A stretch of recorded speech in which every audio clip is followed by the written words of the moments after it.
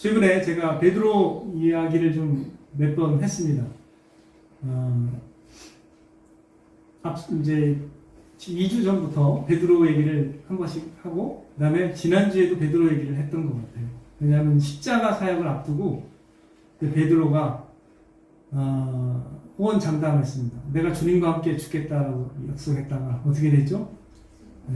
3번을 부인해버렸습니다. 두려워가지고 세상 권력과 자기 그 안위가 걱정이 돼서 예수님을 모른다고 부인을 3번이나 했습니다. 그리고 이제 십자가 상에서 이 제자들이 다 이제 도망을 갔습니다.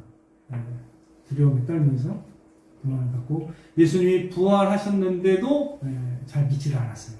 더디 믿었습니다.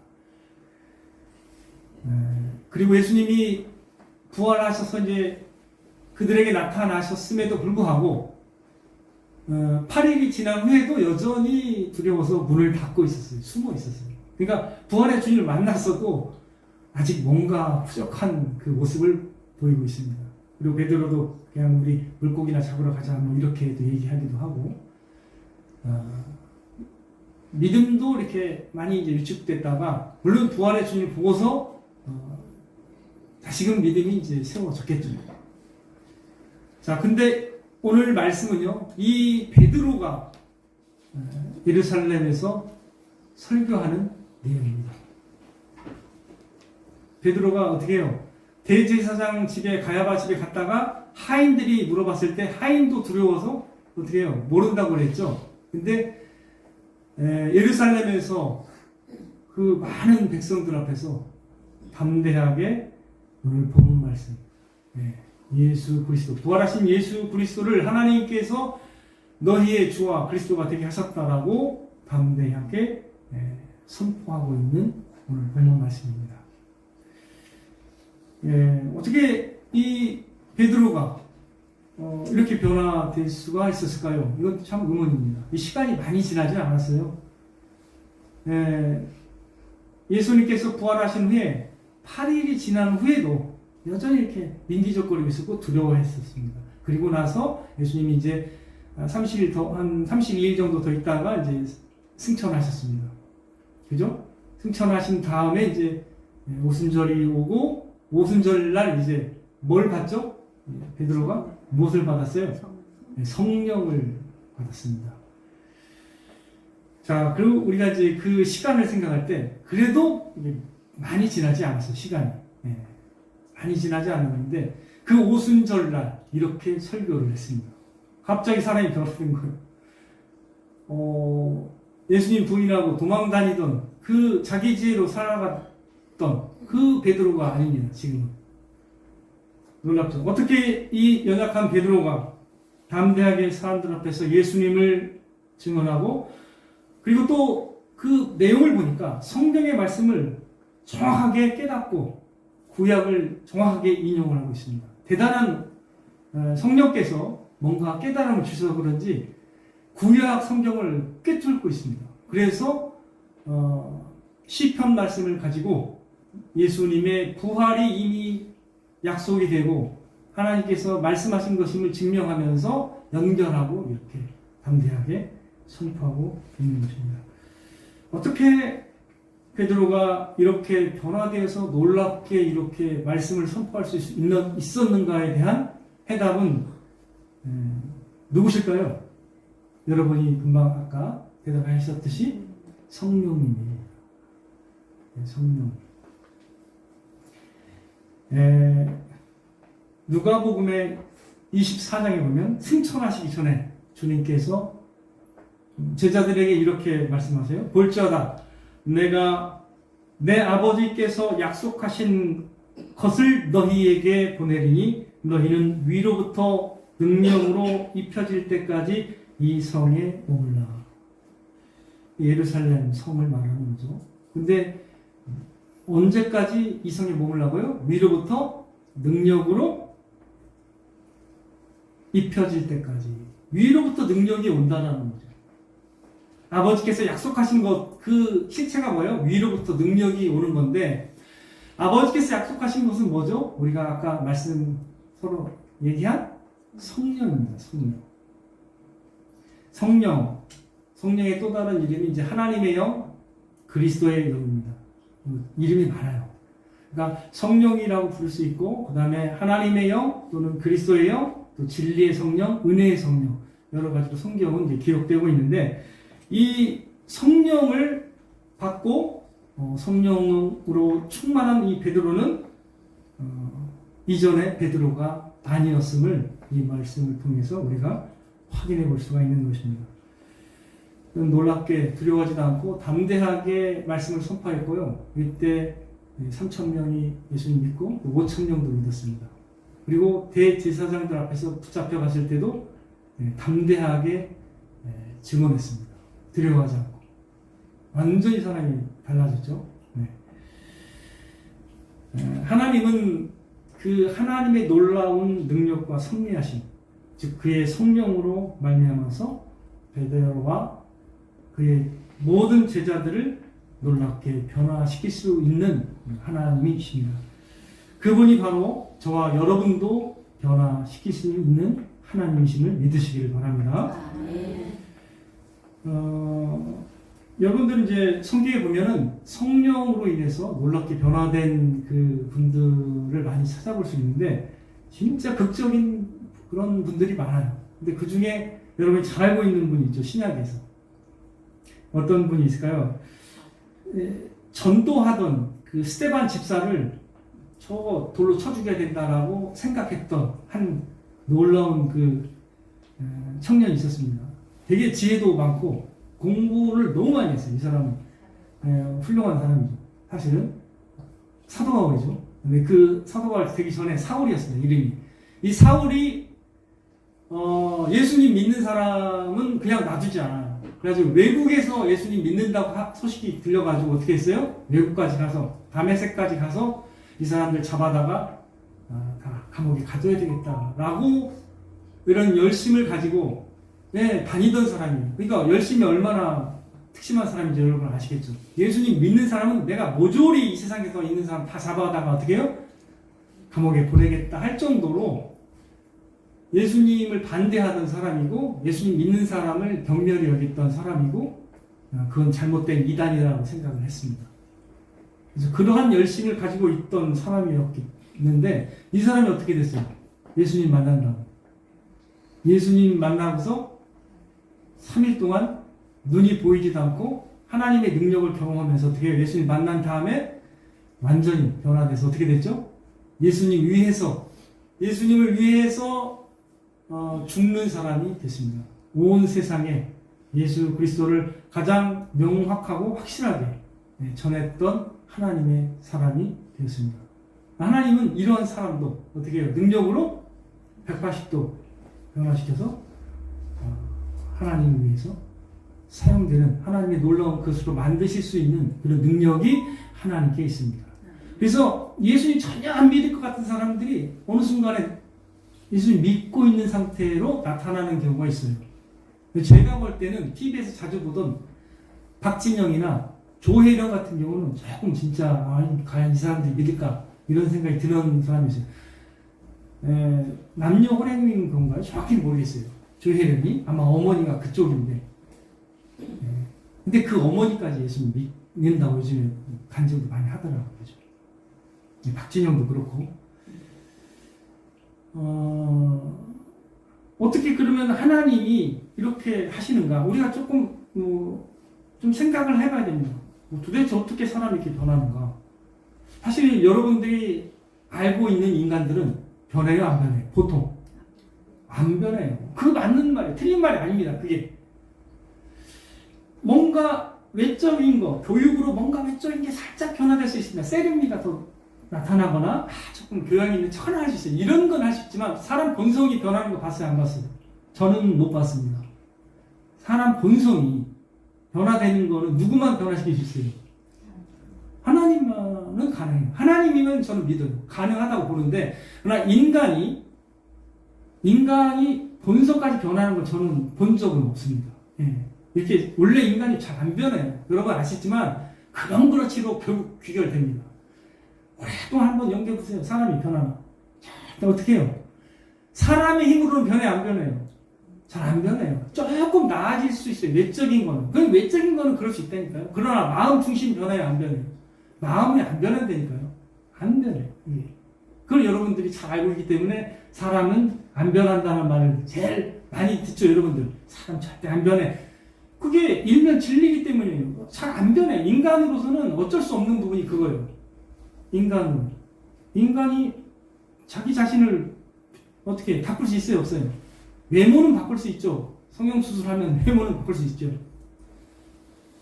근데 마음이 어떻게 해요? 안 되는 거예요. 안 되는 거예요. 본성은 바뀌지 않습니다. 그러나 사람을 변화시키는 하나님의 능력이 뭐라고요? 복음의 능력입니다. 그래서 여러분들 이런 면에서 기독교의 복음이라는 것은 이게 놀라운 거예요. 역사적으로 하나님을 만나고 예수님을 만나고 변화된 사람들이 놀라운 사람들이 많아요.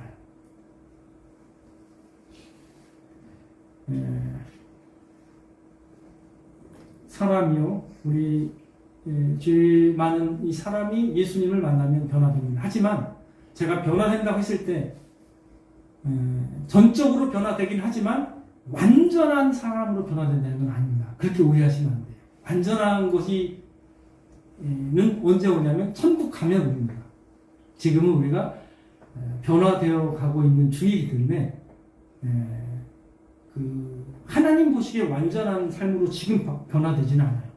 계속 변화되고 있지만 영화롭게 변화되고 있지만 완전한 삶이라고 말할 수 있는 사람이 이 세상에 없습니다. 이게 저도 마찬가지로 완전한 건 아니에요. 불완전하지만 그러나 전적으로 변화된다는 말을 이해하셔야 됩니다. 이게 조금 어렵지만 이 진리를 담고 있습니다. 사람은 주님 안에서 변화될 수 있어요. 그러나 완전한 게 아니에요. 하나님 앞에서 완전한 사람은 없다라는 뜻에서 하지만 어떻게 해요? 예수님의 능력으로 하나님의 능력으로 성령의 능력으로 사람이 변화될 수 있습니까? 없습니까? 있습니다. 이거를 여러분들이 믿어야 되는 것입니다. 제가요 예수님 믿고서 이게 변화된 거 저도 놀라운 게 있어요. 저도 제가 변화된 거에 놀랐는데 이 두 가지를 옛날에 말씀을 드렸죠.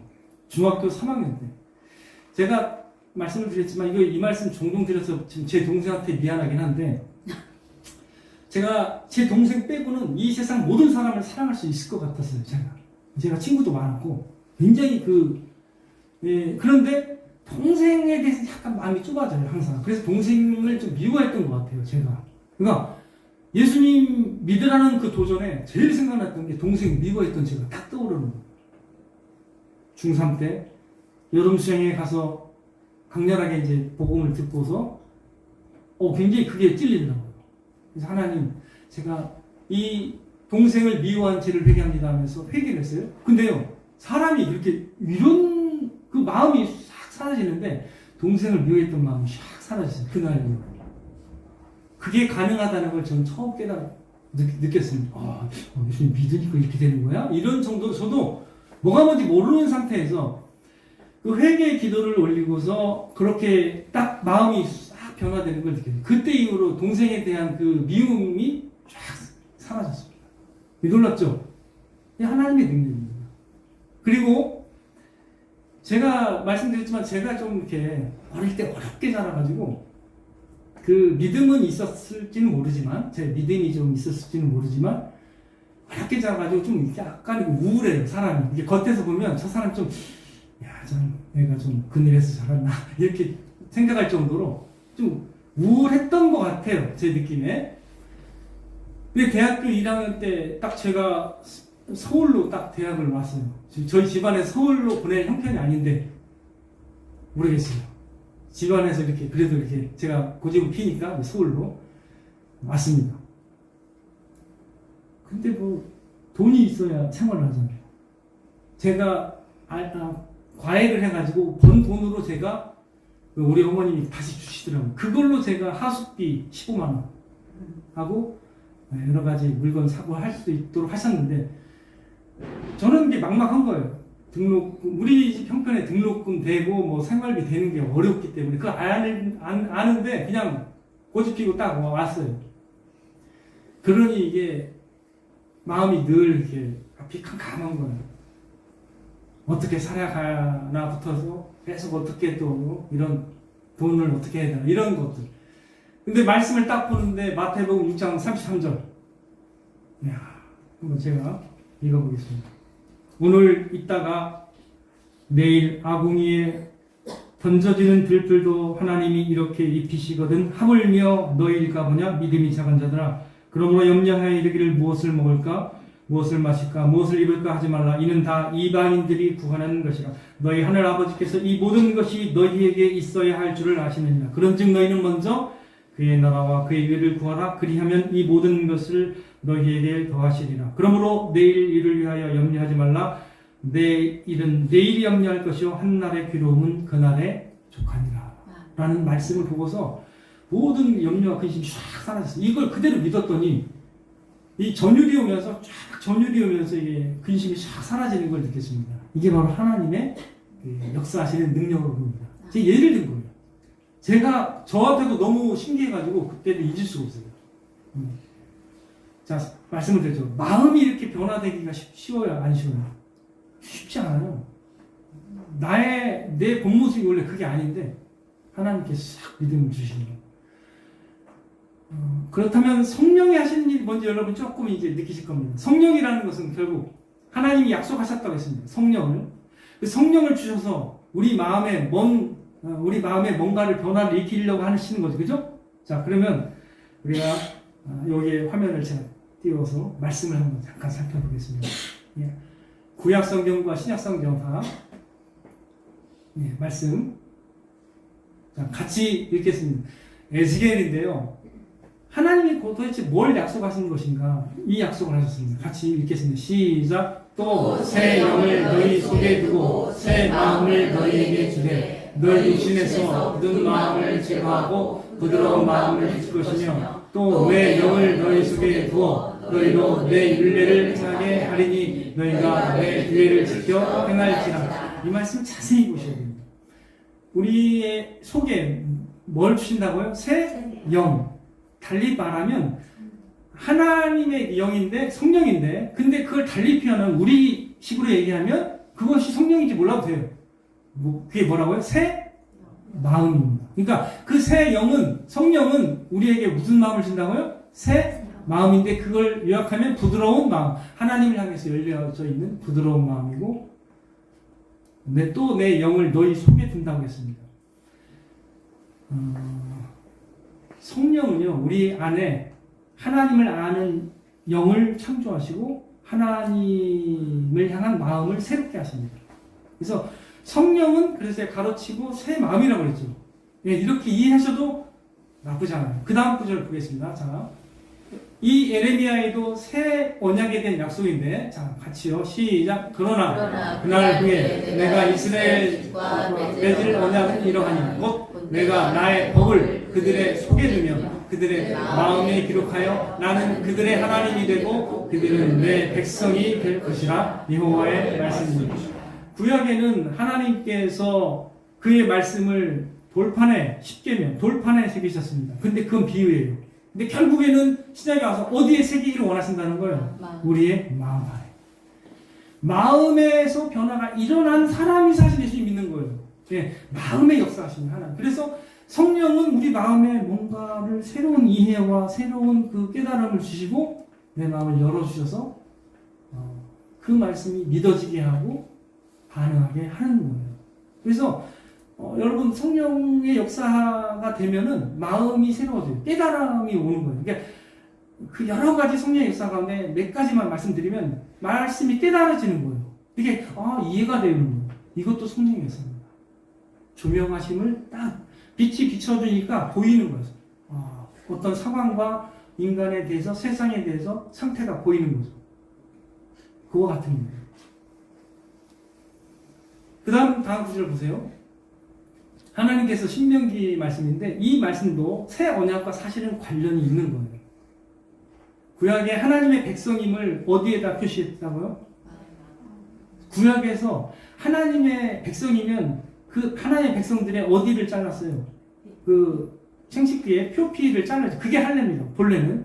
그러니까 구약의 그림자는 우리의 살을 잘라야만 그게 하나님의 백성인 걸로 인식이 됐지만 사실은 자르고 싶은 건 어디예요? 하나님이?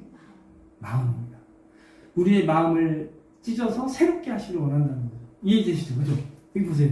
같이 읽겠습니다. 시작! 내 하나님 여호와께서 내 마음과 내 자손의 마음의 할례를 베푸사 너로 마음을 다하여 뜻을 다하여 내 하나님 여호와를 사랑하게 하사 너로 생명을 얻게 하실 것이며. 놀라운 말씀입니다. 하나님이 생명을 얻게 하시는 놀라운 약속을 하셨는데 결국 이거를 할례를 행하시는 분, 마음의 할례를 행하시는 분이 누구예요? 주체가? 내 하나님 여호와께서. 하나님은 그거에 관심이 있습니다. 우리의 마음이 새로워지고 마음이 진짜 열려서 하나님을 믿는 것을 원하십니다. 그래서 마음의 할례를 행하시겠다라고 말씀하십니다. 예수님께서 옛 성전이 무너지고 새 성전을 세우시겠다라고 사실 말씀하시면서 이 성전을 내가 사흘 동안에 일으키리라 말씀하셨어요. 그죠? 근데 그 옛 성전은 무엇을 가리키는 거죠? 자기의 육체입니다. 죄 많은 인간의 모든 육체를 가진 그 육체를 찢어내신 거죠. 그러면 누가 찢기신 거예요? 본래 내가 찢겨야 되는데 누가 찢기신 거예요? 예수 그리스도가 찢겨지셨고 그 찢긴 그 살과 피 때문에 우리가 어떻게 해요? 죄사함을 받는 거예요. 그리고 그분이 대신 찢겼기 때문에 우리는 지금은 안 죽어도 되는 거예요. 우리를 위해 대신 죽으신 분이 계시잖아요. 그죠? 그래서 거룩한 살아있는 제사, 살아있는 제사를 드릴 수가 있는 것입니다. 그래서 이제는 대신 우리가 마음을 찢고 그분만 마음에 모시면 되는 거예요. 그러면 그분을 마음에 모시면 성령을 선물로 받게 되는 것입니다. 예수님을 믿으면서 믿게 되면 성령을 선물로 받는 것입니다.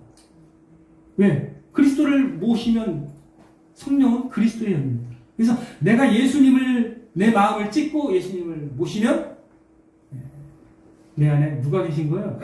그리스도의 영, 성령이 계신 것입니다.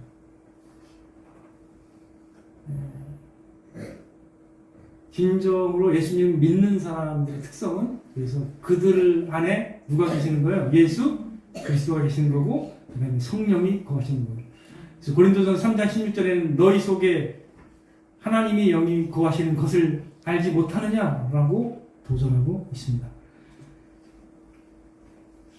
자, 그렇다면 우리가 이제 잠깐 정리해 본다면, 자, 그렇다면 왜 베드로가 왜 저렇게 놀랍게 변화됐는가? 하나님의 능력 때문에 변화됐습니다. 하나님의 우리를 구원하신 능력인데 하나님의 능력은 뭐냐면 예수 그리스도 성자 예수를 보내서 복음 사건을 감당하도록 하셨습니다. 그를 통해서 화목제물이 되게 하시고 우리의 죄를 씻도록 하셨고요. 그리고 그분은 이제 승천하셨습니다.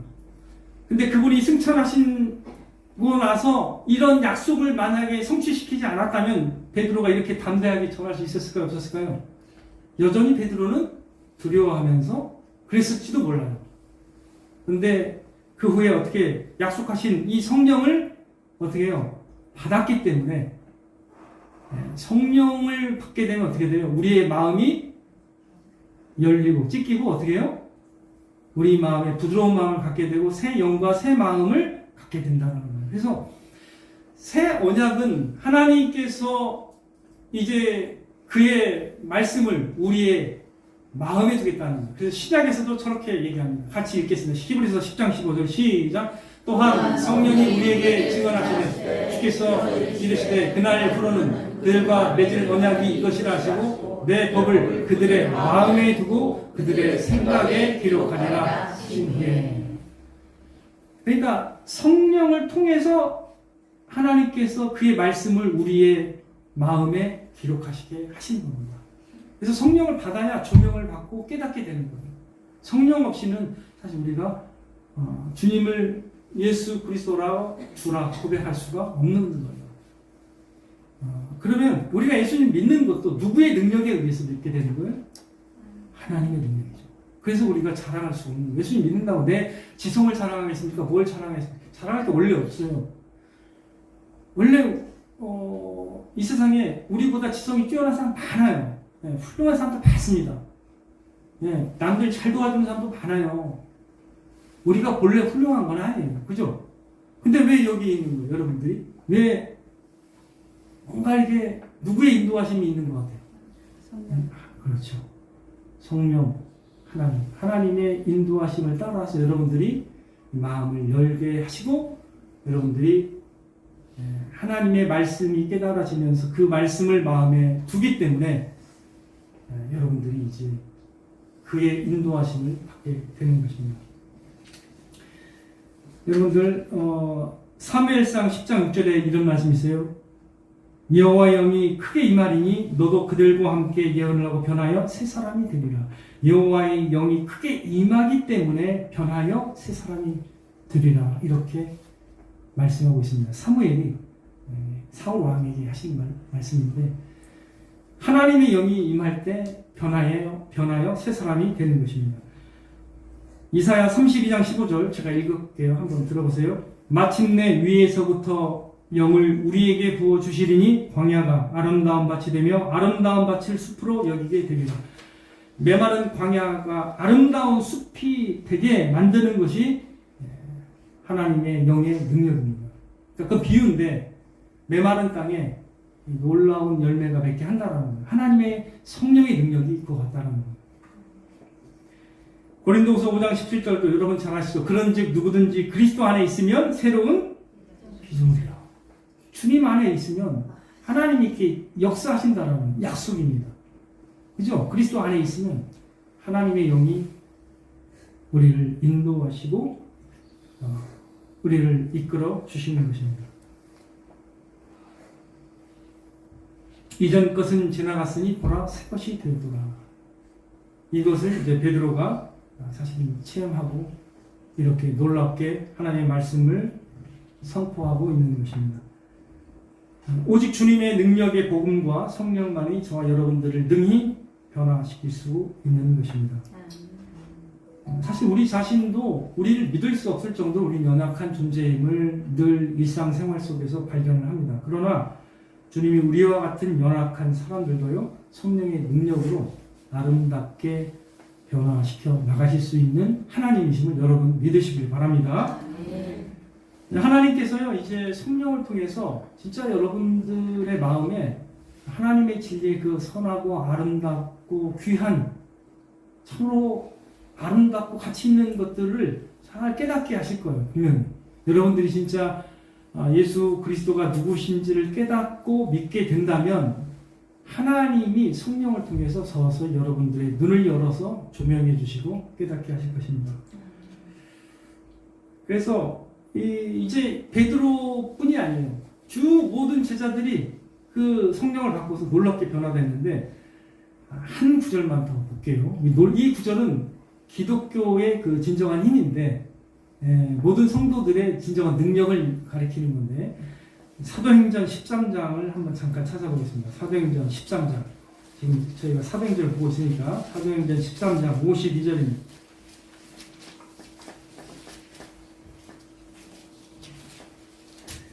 사도행전 13장 52절 같이 읽겠습니다.